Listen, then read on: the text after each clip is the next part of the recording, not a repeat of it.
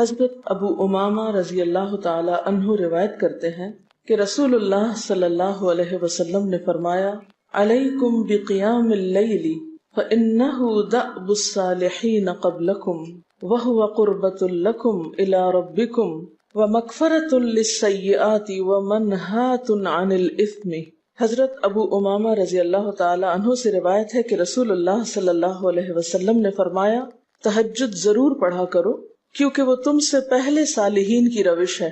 یعنی یہ نماز صرف امت مسلمہ کے لیے نہیں بلکہ ہم سے پہلے دیگر امتوں کے جو نیک لوگ گزرے ہیں ان کی روش بھی یہی ہے، اور تمہارے لیے اپنے رب کے قرب کا وسیلہ ہے۔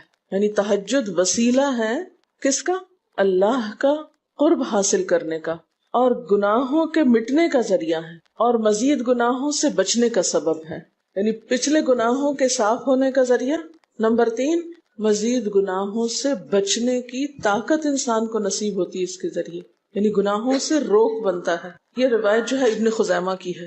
حضرت ابو ہریرہ رضی اللہ تعالی عنہ روایت کرتے ہیں کہ رسول اللہ صلی اللہ علیہ وسلم نے فرمایا، اس شخص پر اللہ کی رحمت ہو جو رات کو اٹھا، پھر نماز تہجد پڑھی، پھر اپنی بیوی کو جگایا، پھر اس نے نماز پڑھی، پھر اگر عورت غلبہ نیند کے باعث نہ جاگی تو اس کے منہ پہ پانی کے چھینٹے مارے، اور اس عورت پر بھی اللہ کی رحمت ہو جو رات کو اٹھی، نماز پڑھی، اپنے شوہر کو جگایا، پھر اس نے نماز پڑھی، پھر اگر شوہر نہ جاگا تو اس کے منہ پر پانی کے چھینٹے مارے۔ برابر کی بات ہے، دونوں کے لیے اجر بھی برابر کا ہے، اور دونوں کو حق بھی برابر کا ہے جگانے کا، اور دونوں کو پانی کا چھینٹا مارنے کا بھی حق ہے، اور اس میں کسی کی بھی بے عزتی کی بات نہیں۔ یعنی عورت اگر ایسا کرے اپنے شوہر کے ساتھ تو وہ اس کی طرف سے کوئی روڈنس نہیں ہوگی، کیونکہ عام طور پر جب کسی کو نیند کی حالت میں جگایا جاتا ہے اور خصوصاً اگر اس پہ پانی پھینک دیا جائے تو وہ کیا سمجھتا ہے کہ اس کی بہت بے عزتی ہو گئی یا اس کے ساتھ بہت برا کیا گیا، اور عموماً لوگ اس وقت بہت غصے کا مظاہرہ پھر کرتے ہیں کہ کیوں جگایا جا رہا ہے۔ حضرت ابو ہریرہ رضی اللہ تعالی عنہ کہتے ہیں کہ رسول اللہ صلی اللہ علیہ وسلم فرماتے تھے، فرض نماز کے بعد سب نمازوں سے افضل تہجد کی نماز ہے۔ یعنی فرائض بہرحال افضل ہے، اور نوافل میں سب سے افضل تہجد کی نماز۔ رسول اللہ صلی اللہ علیہ وسلم نے فرمایا، جب انسان سوتا ہے تو شیطان اس کے سر کی گدی پر 3 گریں لگاتا ہے اور کہتا ہے کہ رات بڑی لمبی ہے، اور اس کو تھپکی دیتا ہے اور کہتا ہے لمبی رات ہے، ابھی سوئے رہو، ابھی ٹائم ہے، ٹھہر کے اٹھنا، یعنی اس کو سلائے رکھتا ہے۔ اگر وہ بیدار ہو کر اللہ کا ذکر کرے، یعنی آنکھ کھلے اور اللہ کا ذکر کو شروع کر دے تو ایک گرہ کھل جاتی، شیطان کے پھندے سے انسان آزاد ہونے لگتا ہے۔ اگر وضو کرے تو دوسری گرہ کھل جاتی، اگر نماز پڑھے تو تیسری گرہ کھل جاتی، اور وہ شادمان اور پاک نفس ہو کر صبح کرتا ہے۔ یعنی جو شخص صبح نماز کے وقت پر، تہجد کے وقت، یا پھر کم از کم فجر کے وقت اٹھ جاتا ہے، اللہ کا ذکر کرتے ہوئے وضو کرے اور پھر نماز پڑھ لے، سورج نکلنے سے پہلے پہلے یہ کام کر لے، تو وہ ایک مطمئن شخص کی طرح اٹھتا ہے، ورنہ اس کی صبح خبیث اور سست نفس کے ساتھ ہوتی۔ عام طور پر ہم اطمینان کی تلاش میں رہتے ہیں، سکون کی تلاش میں رہتے ہیں، اور یہ سوچتے ہیں کہ ہمیں ڈپریشن ہے یا ہمارے اندر ایک غم ہے، تو ہم اس کے اسباب نہیں جانتے کہ سبب کیا ہے۔ ان کے اسباب میں سے ایک بڑا سبب شیطان کی گرفت میں ہونا ہے، اور شیطان اپنی گرفت ویسے تو دن کے وقت بھی انسان پر رکھتا ہے، لیکن خصوصاً رات کے وقت جب انسان سو جاتا ہے تو وہ نہیں چاہتا کہ سوتا ہوا اٹھے انسان، اور اگر انسان ہمت کر کے اٹھ جاتا ہے، ذکر کرتا ہے، وضو کرتا ہے اور نماز پڑھ لیتا ہے تو یہیں سے اطمینان قلب کا آغاز ہو جاتا ہے، اس کی تسلی ہو جاتی۔ رسول اللہ صلی اللہ علیہ وسلم نے فرمایا، اللہ تعالیٰ ہر رات آسمان دنیا پر نزول فرماتے ہیں، یعنی زمین سے سب سے قریبی آسمان پر۔ جب 1/3 رات باقی رہ جاتی ہے تو فرماتے ہیں، ہے کوئی جو مجھے پکارے؟ اس وقت اللہ تعالیٰ بندوں کو پکارتے ہیں، ہے کوئی جو مجھے پکارے میں اس کی دعا قبول کروں، ہے کوئی جو مجھ سے مانگے میں اس کو دوں، ہے کوئی جو مجھ سے بخشش طلب کرے تو میں اس کو بخش دوں۔ گویا یہ وقت دعا کی قبولیت کا وقت ہے، انسان جو مانگے اس کو ملتا ہے، اور خصوصی طور پر بخشش کے طلب کرنے کا وقت، جیسے قرآن پاک میں آتا ہے وَبِالْأَسْحَارِ هُمْ يَسْتَغْفِرُونَ وَبِالْأَسْحَارِ هُمْ يَسْتَغْفِرُونَ، اور سحری کے وقت وہ استغفار کرتے ہیں۔ اب ہو سکتا ہے کہ آپ کہیں کہ نہیں، ہم نے تو زندگی میں کوئی خاص گناہ کیے ہی نہیں، اس لیے ہمیں تو بخشش کی ضرورت ہی نہیں۔ بخشش مانگے گناہگار لوگ، ہم تو نیک لوگ ہیں، نیک کام کرتے ہیں، دن رات قرآن پڑھتے پڑھاتے ہیں، اس لیے ہماری تو ضرورت نہیں۔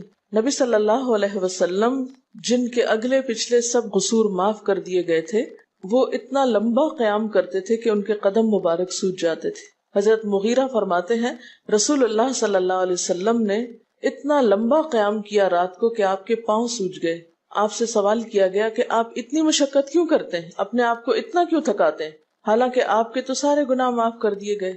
آپ نے فرمایا کیا میں اللہ کا شکر گزار بندہ نہ بنوں؟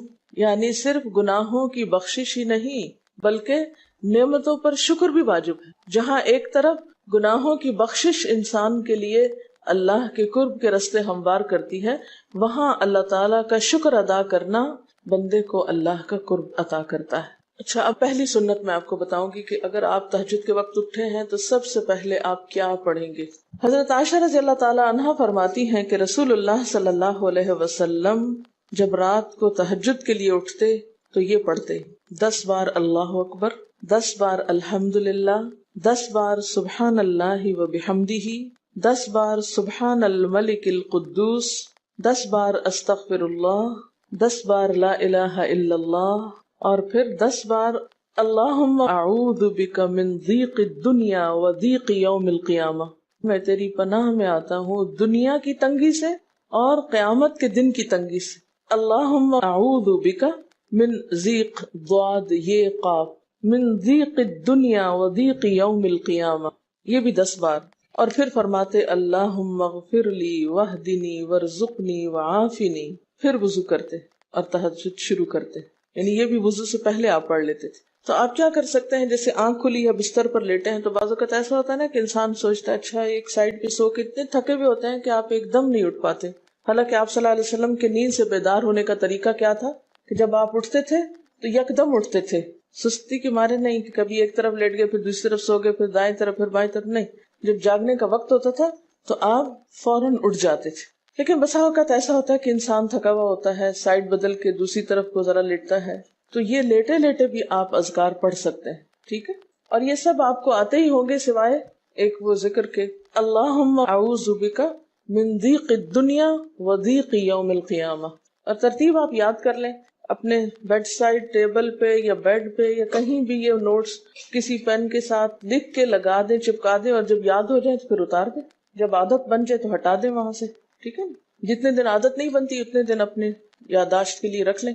اسی طرح نیند سے اٹھ کر لا الہ الا اللہ وحدہ لا شریک لہ لہ الملک ولہ الحمد وہو علی کل شیء قدیر الحمد للہ وسبحان اللہ واللہ اکبر ولا حول ولا قوۃ الا باللہ، یہ بھی پڑھ سکتے ہیں۔ اچھا، ضروری نہیں کہ سب کچھ ایک ہی دن میں پڑھ لیں، یہ بھی آپ کر سکتے ہیں کہ ایک دن میں ایک چیز پڑھ لیں، دوسرے دن دوسری پڑھ لیں، تیسرے دن تیسری پڑھ لیں، ٹھیک ہے نا؟ اور اگر ساری ایک دن بھی پڑھنا چاہیں، دیکھیں وقت کی بات ہے نا، ہو سکتا ہے اس وقت عمر کے اس حصے میں آپ پہ بہت ذمہ داریاں ہوں، آپ یہ سب کچھ نہ پڑھ سکتے ہوں، لیکن زندگی کا ایک ایسا وقت بھی آتا ہے جب انسان بوڑھا ہو جاتا ہے، جب اس کے اوپر باقی ذمہ داریاں کم ہو جاتی ہیں، پھر نیند بھی کم ہو جاتی ہے، پھر زیادہ عبادت کا موقع ملتا ہے، تو ایسے میں جب انسان کے پاس عبادت کے لیے وقت اور موقع زیادہ ہو تو پھر یہ ساری چیزیں بھی پڑھ لیں، ٹھیک ہے نا؟ پھر اسی طرح یعنی یہ جو روایت ہے کہ جس میں آپ صلی اللہ علیہ وسلم نے فرمایا جو شخص نیند سے جاگے، اور یہ تہجد کے وقت ہی نہیں، اگر فجر کے لیے بھی آپ اٹھ رہے ہیں تو یہ دعا پڑھ سکتے ہیں، لا الہ الا اللہ وحدہ لا شریک لہ، اور پھر الحمدللہ وسبحان اللہ واللہ اکبر ولا حول ولا قوۃ الا باللہ، پھر کہے اللہم اغفر لی، پھر کیا پڑھے اللہم اغفر لی، یا کوئی اور دعا کرے تو قبول ہوگی، اور اگر وضو کر کے نماز پڑھے تو وہ بھی قبول کی جائے گی۔ صبح اٹھتے ہی اللہ کی تعریف، اور آپ کو معلوم ہے کہ یہ جو چوتھا کلمہ ہے نا لا الہ الا اللہ وحدہ، اس کو دعا بھی کہا گیا، حالانکہ اس میں صرف اللہ تعالیٰ کی حمد و ثنا ہے، اور یہ یوم عرفہ کی دعا ہے۔ حدیث میں آتا ہے کہ مجھے اور مجھ سے پہلے انبیاء کو اس دن کی جو بہترین دعا سکھائی گئی یعنی یوم عرفہ کی دعا وہ لا الہ الا اللہ وحدہ لا شریک لہ، حالانکہ اس میں مانگنے کی تو کوئی چیز ہی نہیں، صرف اللہ کی حمد و ثنا ہے۔ جیسے حضرت ایوب علیہ السلام نے کہا تھا انی مسنی الضر وانت ارحم الراحمین، مانگا کچھ نہیں، انت ارحم الراحمین، انت ارحم الراحمین۔ اللہ تعالیٰ کی تعریف کر کے اللہ تعالیٰ کے نام کے ساتھ اس کو اگر انسان پکار لیتا ہے تو یہ بھی اس کے لیے بہت کافی۔ ایک اور روایت میں آتا ہے رسول اللہ صلی اللہ علیہ وسلم جب تہجد کے لیے اٹھتے یعنی آپ ایک مرتبہ اٹھے، یعنی جو صحابی روایت کرتے ہیں، تو آپ نے بیٹھنے کے بعد آسمان کی طرف نظر کر کے سورۃ آل عمران کی آخری 11 آیات 190 سے لے کر 200 تک 11 آیتیں یہ پڑھی، ان فی خلق السماوات سے لے کر بالکل آخر تک. یعنی ضروری نہیں کہ کھڑے ہو کر آپ آسمان کی طرف دیکھیں، آپ اٹھے ہیں، چارپائی پہ بیٹھے ہوئے ہیں، ابھی وضو کے لیے نہیں گئے، بیٹھ کے آسمان کی طرف دیکھ کے پڑھ کے پھر اٹھ سکتے ہیں. اب اس میں آپ دیکھیں نا کہ انسانی نفس کی بھی ایک رعایت ہو جاتی ہے. لیٹے لیٹے آپ نے ایک ذکر پڑھ لیا، بیٹھ کے آپ نے دوسرا پڑھ لیا، پھر آپ وضو کو چلے گئے، تو اس میں وہ جو ایک طبیعت کی کسل مندی ہوتی ہے وہ بھی ساتھ ساتھ اللہ کے ذکر سے دور ہوتی جاتی ہے، اور ایک سٹیپ کے بعد دوسرا سٹیپ لینا بھی آسان ہو جاتا ہے. اچھا، اس میں آپ دیکھیں حکمت کیا ہے کہ آپ صلی اللہ علیہ وسلم نے کیا فرمایا کہ آسمان کی طرف دیکھ کے پڑھا جائے تاکہ اچھی طرح آنکھیں کھل جائیں.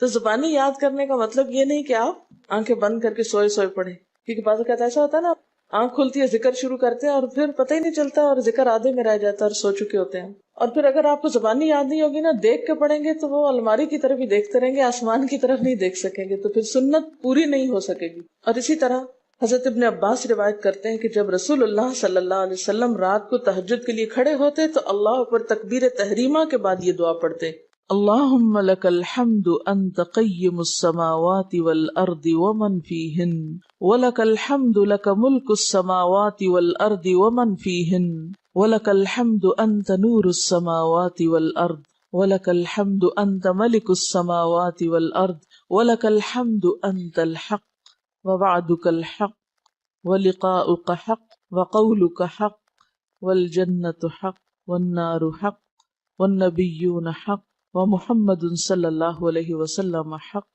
والساعة حق اللهم لك أسلمت وبك آمنت وعليك توكلت وإليك أنبت وبك خاصمت وإليك حاكمت فاغفر لي ما قدمت وما أخرت وما أسررت وما أعلنت أنت المقدم وأنت المؤخر لا الہ الا انت. الہی تیرے ہی لیے ہے ساری تعریف، زمین و آسمان اور جو کچھ ان میں ہے سب کو تو ہی قائم رکھنے والا ہے.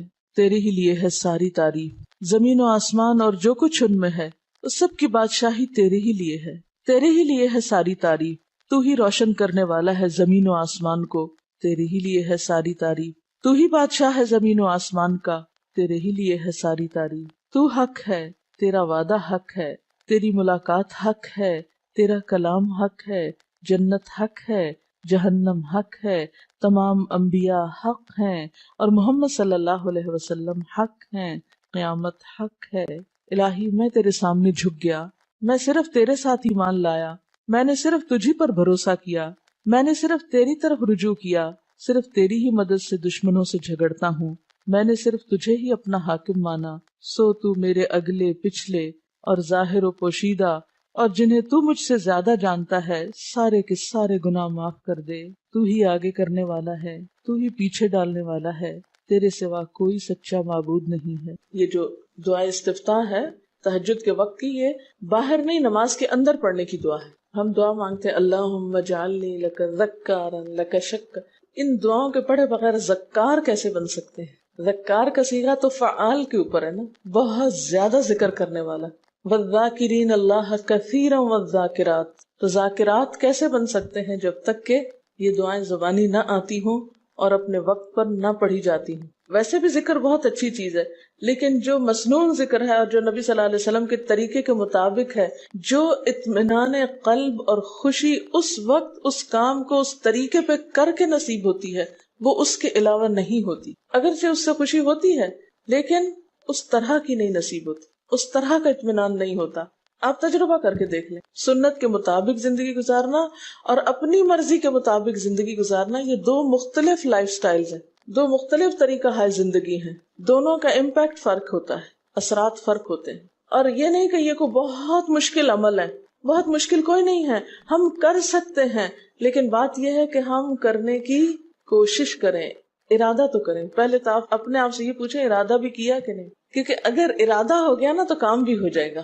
مشکل یہ ہے کہ ہم جب کوئی ایسا کام سنتے تو پھر سوچتے نہیں ہمارا تو حالات اتنے کٹھن ہیں کہ یہ عمل ہمارے لیے نہیں. ویسے بھی نفل ہے، کوئی بات نہیں، نہ بھی ہو سکا تو کیا ہے، یہی کہہ کے ہم چھوڑ دیتے ہیں چیزوں کو کہ نہیں. لیکن میں سمجھتی ہوں کہ جو عمر آپ بچیوں کی خاص طور پر اس وقت اس عمر کو غنیمت سمجھے اور اس میں آپ نے جو کچھ اب یاد کر لیا، عادت ڈال لی، وہ اگلی زندگی میں شدید مصروفیت کے باوجود بالکل عادت ثانیہ ہو جائے گی، ایک روٹین ہو جائے گی اور آپ کو مشکل نہیں ہوگی. لیکن اگر اب نہیں عادتیں ڈالی، کل کو یا نئے سرے سے عادت ڈالنا بہت مشکل ہوگا. سنت مشکل نہیں ہے، صرف یہ ہے کہ ارادے، نیت اور پھر کوشش کی ضرورت. کر لیں گے تو ہو بھی جائے گا، آخر کرنے والے کرتے ہیں. لیکن جب ہم پہلے ہی سے سوچ لیتے نہیں بڑا مشکل، وہ تو اللہ والے کرتے ہیں اور وہ تو نیک لوگوں کا کام ہے، ہم تو نہ اللہ والے ہیں اور نہ ہی نیک ہیں، تو کیوں نہیں ہے، ہو جائے. اب آپ صلی اللہ علیہ وسلم کے تہجد کی کیفیت کیا تھی؟ حضرت ابو ذر کہتے ہیں کہ رسول اللہ صلی اللہ علیہ وسلم نے تہجد میں اتنا قیام کیا کہ اس ایک آیت کو پڑھتے پڑھتے صبح کر دی. ایک آیت پڑھتے پڑھتے صبح کر دی. کون سی آیت تھی وہ؟ ان تعذبہم فانہم عبادک وان تغفر لہم فانک انت العزیز الحکیم. ایک آیت کو اتنی دفعہ پڑھا اور پڑھتے رہے اور پڑھتے رہے اور پڑھتے رہے، اسی میں صبح ہو گئی. تو طویل قیام جو ہے ضروری نہیں کہ وہ صرف کس وقت ہو، کوئی لمبی سورت پڑھ کے ہی، چھوٹی سورت بھی ہو سکتی ہے، لیکن روح کے ساتھ، شعور کے ساتھ اگر آپ دوہرا کے بھی پڑھیں. مثال کے طور پہ آپ نے کوئی سورت یاد کر لی ہے اور آپ پڑھنے کھڑے ہوئے ہیں اور آپ کو صحیح طرح آتی نہیں ہے، یا آتی ہے تو اتنی تیز نہیں آتی، بہت رٹی ہوئی نہیں ہے، تو کوئی بات نہیں، ایک آیت کو 2 دفعہ 3 دفعہ بھی آپ اس کو پڑھ سکتے ہیں اور اس طرح بھی پڑھ کے لمبا کر سکتے ہیں. یعنی طویل قیام صرف زیادہ قرات سے ہی نہیں، مختلف طریقوں سے ہو سکتا ہے. یہ آیت ہے سورۃ المائدہ کی 118 نمبر آیت ہے. اگر تو انہیں عذاب دے تو وہ تیرے بندے ہیں، اور اگر تو انہیں معاف کر دے تو یقیناً تو غالب اور حکمت والا ہے. حضرت حذیفہ رضی اللہ تعالی عنہ نے نبی صلی اللہ علیہ وسلم کو تہجد پڑھتے دیکھا. وہ کہتے ہیں سورۃ فاتحہ کے بعد آپ نے سورۃ بقرہ پڑھی، پھر رکوع کیا. آپ کا رکوع آپ کے قیام کی مانند تھا. ہماری تو کمر نہ ٹوٹ جائے. کر کے تو ذرا دیکھیں. میں نے زندگی میں پہلی دفعہ رمضان میں طویل رکوع اور سجدے کا موقع ملا. اس سے پہلے تو اس طرح کا سچ پوچھے کانسیپٹ بھی کوئی نہیں تھا، کیونکہ بہت سی چیزیں جب ہم پڑھتے ہیں تو ہم کہتے ہیں ہاں یہ نبی صلی اللہ علیہ وسلم کے لیے ہے، یہ تو آپ کی شان ہے اور آپ کا مقام ہے. ہم تو عام کمزور بندے ہیں. اصل میں ہم کمزور کیوں ہیں؟ اس لیے کہ ہم نے اپنی انرجیز بیکار باتوں میں بہت لگا رکھی، بیکار غم پالے ہوئے ہیں، بیکار مشغلے ہیں، بیکار گفتگویں ہیں. انرجی تو لگتی ہے نا. آپ فضول کی باتیں سوچیں تو کیا انرجی نہیں لگے گی؟ آپ لایانی چیزوں پہ کڑنا شروع کر دیں، کیا انرجی نہیں لگے گی؟ لگے گی. تو پھر آپ کے پاس کوئی تعمیری مثبت کام کرنے کے لیے نہ وقت ہے نہ انرجی ہے. پھر اس وقت تک آپ خالی ہو چکے ہوتے ہیں. رات کو دیر تک آپ اگر فضول گپ شپ کرتے رہے تو صبح اٹھے گا کون اور پھر صبح پڑھے گا کون؟ اور اگر پڑھے بھی تو کیا پڑھے اس میں؟ کبھی آپ نے سوچا کہ احادیث کی یہ جو کتابیں ہیں یہ ساری کی ساری صرف آپ کی گفتگو نہیں، آپ کے عمل کا بھی احاطہ کیے ہوئے ہیں، اور ٹوٹل آپ کی گفتگو یہی ہے. اور اگر ہم اپنی گفتگو کو دیکھیں اور ہماری باتوں کی کوئی کتاب تیار ہو، نبی صلی اللہ علیہ وسلم کی عظمت کو پہچانے، ہم اپنی گفتگو کا جائزہ لیں. اگر ہماری گفتگو بھی ریکارڈ ہو کر لوگوں کے پاس جانے لگے، لوگوں تک پہنچنے لگے، ہم عملی نمونہ کیوں نہیں لوگوں کے لیے؟ ہمیں دیکھ کر لوگوں کے عمل کیوں نہیں بدلتے؟ ہماری بات لوگوں پر اثر کیوں نہیں کرتی؟ کبھی سوچا ہم نے؟ صرف اپنی گفتگو کے آئینے میں ہی اپنے آپ کو پہچان لے کہ ہم کہاں ہیں، کون ہیں، کہاں کھڑے ہیں، لوگوں کے بیچ میں کیا باتیں کرتے ہیں، لوگوں کے پیٹھ پیچھے کیا باتیں کرتے ہیں، کہاں کس حال میں کیا کر رہے ہوتے ہیں. ہر شخص اپنے آپ کو خود پہچان سکتا ہے. کیا واقعی ہم اس لائق ہیں کہ کوئی ہم سے کچھ سیکھے؟ صرف اپنی گفتگو کے آئینے میں خود کو پہچانے. بعض اوقات کتنا بیکار بولتے ہیں، کتنا بے مقصد بولتے ہیں، کتنا ضرورت سے زائد بولتے ہیں. اس کا یہ مطلب نہیں کہ مصنوعی خاموشی اپنے اوپر مسلط کر لیں، کیونکہ پھر ہم دوسری ایکسٹریم پہ نکل جاتے ہیں. لیکن بامقصد گفتگو کتنی ہے ہماری باتوں میں جو واقعی فائدہ مند ہو، تو پھر ذرا روک بھی لیا کریں نا اپنے آپ کو. اپنے ساتھ خود ہی محنت کریں گے تو بات بنے گی. سوچیں تو احساس تو کریں. جب کریں گے تو انشاءاللہ کامیابی بھی ہوگی. لیکن پہلی بات تو یہ نا کہ ہم جو کچھ کرتے ہیں نہ اس کا حساب کرتے ہیں، نہ اس کے بارے میں سوچتے ہیں کہ ہم کر کیا رہے ہیں. ہمیں نیکی نہ کرنے کا موقع یا ہمارے نیکی نہ کرنے کا ایک سبب اور ایک بڑی وجہ ہماری انرجیز کا بیکار چیزوں میں استعمال ہونا ہے، فضول کی سیاست میں ملوث ہونا ہے. اپنی ذمہ داریوں کا ہمیں ہوش نہیں ہوتا، دوسروں کے کاموں میں مداخلت خوب سوچتی ہے. خود کیا کر رہے ہیں اس کا کچھ پتہ نہیں، دوسرے کیا کر رہے ہیں اس سے بہت دلچسپی، یا کیا نہیں کر رہے. بہت سے لوگ، بہت سی خواتین کمر درد کی شکایت کرتے ہیں، اور اس کی ایک بڑی وجہ نمبر 1 رکوع کا صحیح پوزیشن پہ نہ ہونا ہے، اور نمبر 2 اس پوزیشن پہ کوئی ایکسرسائز نہیں ہماری ہوتی. یہ بتا رہی ہیں کہ کسی کی کمر میں درد تھا اور ٹھیک نہیں ہوتا تھا کسی چیز سے، تو ڈاکٹر نے ان کو یہ مشورہ کیا کہ طویل رکوع اور طویل سجدے کریں، بیسٹ ایکسرسائز ہے، کر کے تو دیکھیں۔ اور اس میں آپ دیکھیں کہ صحیح پوزیشن پہ لائیں، بالکل اسٹریٹ رکھیں گردن اور کمر کو، پیٹھ اور گردن ایک لائن میں آنی چاہیے۔ بہت سے لوگ یوں ٹیڑھی کرتے ہیں، یوں کر کے بس کرتے ہیں، یہ غلط پوزیشن ہے، اس سے تو اور بیمار ہو سکتے ہیں۔ کئی لوگ سر پھینک دیتے ہیں نیچے کو، یہ بھی غلط پوزیشن ہے، اس سے بھی کام خراب ہوتا ہے۔ اگر آپ صحیح پوزیشن پہ رکوع لمبا کریں تو یقینی طور پہ کمر درد کا علاج ہے۔ تو پٹھے مضبوط ہوتے ہیں نا کمر کے، آپ اس کو روک کے رکھے ہوتے ہیں ایک سیدھی لائن میں۔ 2 فیٹ کے درمیان کا فاصلہ بھی بہت معتدل رکھیں، نہ تو بہت قریب رکھیں اور نہ بہت کھلا رکھیں، بالکل معتدل، جس میں آپ آرام سے سکون سے کھڑے ہو سکیں اور آپ کا بیلنس قائم رہے۔ بیلنس کو قائم کرنا بے حد ضروری، ٹھیک ہے۔ حضرت حذیفہ نے نبی صلی اللہ علیہ وسلم کو تہجد پڑھتے دیکھا، وہ کہتے ہیں کہ سورۃ فاتحہ کے بعد آپ نے سورۃ بقرہ پڑھی، پھر رکوع کیا۔ آپ کا رکوع آپ کے قیام کی مانند تھا، یعنی جتنا لمبا قیام تھا اسی طرح رکوع تھا۔ پھر آپ نے رکوع سے سر اٹھایا اور کھڑے ہو گئے، اور آپ کا قوما یعنی رکوع کے بعد اٹھنے کا وقت بھی کافی طویل تھا۔ ہم تو بعض اوقات اٹھ کے کھڑے نہیں ہوتے کہ نیچے چلے جاتے ہیں، تو وہ بھی طویل تھا۔ صرف 2 رکعتیں بھی آپ ایسی پڑھ لیں نا، کافی۔ اگر عام دنوں میں نہ پڑھی جائے تو ویکینڈ پہ پڑھ لیں۔ ہمارا تو ویکینڈ پہ لمبا سونے کا پروگرام ہوتا ہے نا، تو چلے دوبارہ سو جائیں، لیکن ہفتے میں 1 دفعہ کر لیں، اگر روز نہیں بھی کر سکتے 2 دفعہ کر لیں، ٹوائس اے ویک کر لیں۔ پھر آپ کا سجدہ آپ کے قومے کی مانند تھا، یعنی جتنا آپ کھڑے ہوئے تھے اتنا آپ پھر سجدہ کیا۔ آپ دونوں سجدوں کے درمیان اپنے سجدے کی مانند بیٹھے تھے، یعنی 2 سجدوں کے بیچ میں بھی آپ اتنی دیر بیٹھے جتنی دیر آپ نے سجدہ کیا تھا۔ پس آپ نے 4 رکعتوں میں سورۃ بقرہ، آل عمران، نساء اور المائدہ پڑھی۔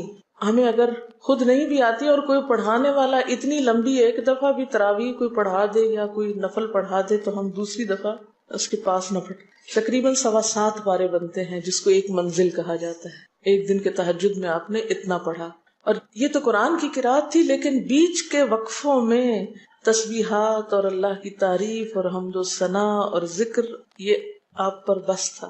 یہ وہی کر سکتا ہے جس کو واقعی اللہ سے حقیقی محبت ہو، صرف دعوے کی حد تک نہیں۔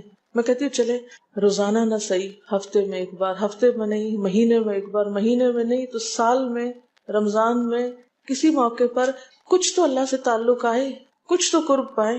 ہر شخص کے بس میں نہیں کہ ہر روز ایسی عبادت کرے، کیونکہ اللہ کے رسول صلی اللہ علیہ وسلم کا بہرحال مقام کچھ اور تھا، لیکن کچھ شوق، کچھ حسرت، کچھ تو دل میں ہونا ہی چاہیے، کوئی نیت، کوئی ارادہ، کوئی عزم، اور پھر اس کے لیے کوشش۔ تو وقت بچے گا کچھ آپ کے پاس فالتو باتوں کے لیے، فضول چیزوں کے لیے، کچھ سوچنے کے لیے، ٹینشن کے لیے بچے گا کچھ؟ سب کچھ بھاگ جائے گا، کچھ بھی نہیں بچے گا۔ کیونکہ ان عبادی لیس لک علیہم سلطان، میرے بندے ان پہ اے شیطان تیرا کوئی زور نہیں چلتا، بس چلتا ہی نہیں ان پہ تیرا، سارا زور ہی ان پہ چلتا ہے جو فالتو ہوتے ہیں۔ فالتو ذہن جو ہوتا ہے وہ شیطان کا گھر ہوتا ہے۔ حضرت حذیفہ بیان کرتے ہیں کہ میں ایک رات آپ صلی اللہ علیہ وسلم کے ساتھ نفلی نماز میں شریک ہو گیا۔ آپ نے سورۃ بقرہ شروع کر دی، میں نے سوچا کہ آپ 100 آیات پڑھ کر رکوع میں چلے جائیں گے، مگر آپ پڑھتے گئے۔ میں نے خیال کیا کہ سورۃ بقرہ کو 2 رکعتوں میں پڑھیں گے، لیکن آپ پڑھتے رہے۔ آپ نے سورۃ بقرہ ختم کر کے سورۃ نساء شروع کر دی، پھر ختم کر کے آل عمران پڑھنی شروع کر دی، اس کو بھی ختم کر دیا۔ آپ نہایت آہستگی سے پڑھتے جاتے تھے۔ جب ایسی آیت تلاوت کرتے جس میں سبحان اللہ کہنے کا حکم ہوتا ہے، جیسے سبح بحمد رب جیسے مثال کے طور پر، تو سبحان اللہ کہتے۔ اگر کچھ مانگنے کا ذکر ہوتا تو سوال کرتے، اگر پناہ مانگنے کا ذکر ہوتا تو اعوذ باللہ پڑھتے۔ اس حدیث سے یہ بھی پتہ چلتا ہے کہ سورتوں کی ترتیب ضروری نہیں، کیونکہ آپ نے پہلے النساء پڑھی پھر آل عمران پڑھی۔ یہ جو ہر وقت لوگ پیچھا کیے رکھتے ہیں نا، بعض اوقات تو بہت ضد کرتے ہیں کہ آپ نے پہلی رکعت میں یہ پڑھائی تھی تو دوسری میں یہ کیوں پڑھا دی۔ یہ تو سنت میں ملتا ہے کہ پہلی رکعت طویل ہے دوسری کے مقابلے میں، لیکن یہ لازم نہیں کہ جو پہلی میں پڑھے اس کے بعد آگے والی صورتوں میں سے پڑھے، پیچھے والی بھی سے نہیں پڑھ سکتے۔ رسول اللہ صلی اللہ علیہ وسلم نے عبداللہ بن عمرو سے کہا، مجھے بتلایا گیا ہے کہ تم ساری رات نفل پڑھتے اور دن کو روزہ رکھتے ہو، اگر تم ایسا کرو گے تو تمہاری آنکھ کمزور اور طبیعت سست ہو جائے گی۔ یعنی ہر روز روزہ اور ہر رات جگراتا تمہاری جان اور تمہارے بال بچوں کا بھی تم پر حق ہے، اس لیے روزہ رکھو اور افطار بھی کرو، اور رات کو قیام کرو اور سو بھی۔ یعنی ساری رات تہجد پڑھنا یا نفل پڑھنا پسندیدہ نہیں ہے، رات کو سونا بھی پسندیدہ ہے۔ ہمارے ہاں 27ویں رات کو پوری رات جاگنا لازم سمجھا جاتا ہے، تو نبی صلی اللہ علیہ وسلم سے کوئی رات بھی پوری کی پوری جاگنا ثابت نہیں، کیونکہ اگر انسان صرف جاگتا ہی جاگتا چلا جائے تو وہ آسان ہوتا ہے، ایک دفعہ سو کے پھر اٹھنا جو ہے نا وہ اصل میں نفس کا امتحان ہوتا ہے، وہ مشکل ہوتا ہے۔ اسی طرح نبی صلی اللہ علیہ وسلم 3 دن سے کم میں قرآن مجید ختم کرنا پسند نہیں فرماتے تھے۔ آپ نے حضرت عبداللہ بن عمرو سے فرمایا کہ 1 ماہ میں پورا کر لو۔ انہوں نے عرض کی میں اس سے زیادہ تلاوت کی طاقت رکھتا ہوں، تو فرمایا 20 دن میں کر لو۔ ان کا میں اس سے زیادہ کی طاقت رکھتا ہوں، فرمایا 7 دن میں ختم کر لیا کرو، اس سے زیادہ کی اجازت نہیں، یعنی وہ ایک منزل کر کے۔ صحابہ کرام چونکہ اس زمانے میں مصحف اس طرح تھوڑی چھپے ہوئے تھے کہ کتابوں کی شکل میں ہوں، جو قرآن تھا لوگوں کے سینوں میں تھا، یاد کیے ہوئے تھے، اور وہ یاد کیا ہوا کہیں صبح کے وقت الگ بیٹھ کے نہیں پڑھا کرتے تھے، وہ کہاں پڑھتے تھے؟ تہجد میں نماز کے اندر پڑھا کرتے تھے۔ اب یہ تو ہم لوگوں کی مشکل ہوگی نا کہ ہمیں آتا کچھ نہیں زبانی، تو پھر ہم دیکھ کے پڑھتے ہیں تو نماز میں پھر وہ مشکل ہوتا ہے، تو الگ رکھ کے پھر اس کو پڑھ رہے ہوتے ہیں، ٹھیک ہے۔ لیکن زیادہ بہترین پڑھنا نماز کے اندر کا پڑھنا ہے، اگرچہ دیکھ کے پڑھنے کی اس میں بھی اجازت ہے، لیکن ان کی چونکہ شدید حرص تھی حضرت عبداللہ بن عمرو کی، تو آپ نے ان کو 3 دن کی پھر اجازت دے دی تھی، اور آپ نے فرمایا کہ اس شخص کو قرآن کی کچھ سمجھ نہیں ہو سکتی جو 3 سے بھی کم دن میں قرآن پڑھے۔ نبی صلی اللہ علیہ وسلم نے فرمایا جو شخص رات کے نوافل میں 200 آیات تلاوت کرتا ہے وہ اطاعت گزار مخلص لوگوں میں شمار ہوتا ہے۔ انہ من عبادنا المخلصین، وہ آتا ہے نا قرآن پاک میں انبیاء کی صفت میں سے۔ تو جو شخص رات کو نماز میں یعنی نفل میں 200 آیات تک تلاوت کرتا ہے وہ اطاعت گزار مخلص بندوں میں شمار ہوتا ہے۔ اور سنن دارمی میں واضح طور پر آتا ہے کہ نبی صلی اللہ علیہ وسلم ساری رات نوافل نہیں پڑھا کرتے تھے،